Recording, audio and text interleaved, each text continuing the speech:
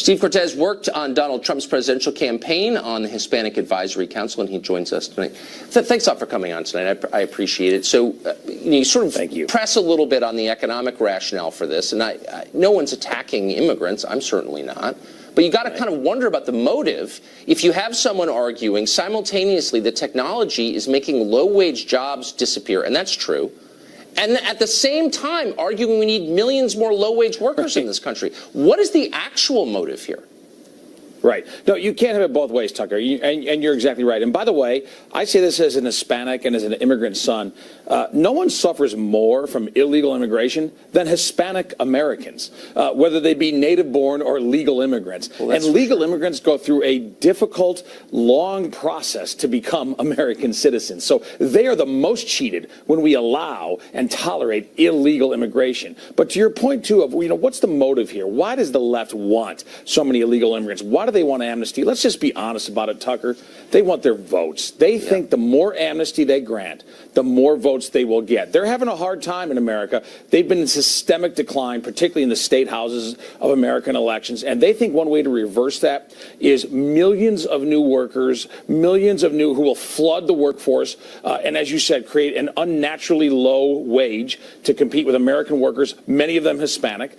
They don't care about that, but they will also get millions of new votes. So it is a crass political calculus which they've engaged in and which they're pursuing, and let's be honest about it. So I don't want to believe that, because it's an inversion of the duty of government, which is to look out for its own people, its own citizens. And here you have a state, California, where the middle class is literally running away and enriching all the neighboring states and being replaced by poor people with no skills who aren't even here legally. That seems like the opposite of what the government should be doing to its own people. Well, Tucker, of course it is, which is why, by the way, we need, listen, I love immigration. I'm not anti-immigrant, far from it. It's why we need to move to merit-based immigration. Chain migration has been a disaster for this country. Exactly. It's a disaster for our economic security, for our national security. The visa lottery system is an insanity that has to be ended yesterday. We need to move to an immigration system that makes sense for America, people who bring drive and skills and who love our country and love our values. But that's where we were historically and where we need to be again. But without chain migration, California would be the California that voted for Ronald Reagan twice. I mean, it's had massive political upside for the Democratic Party.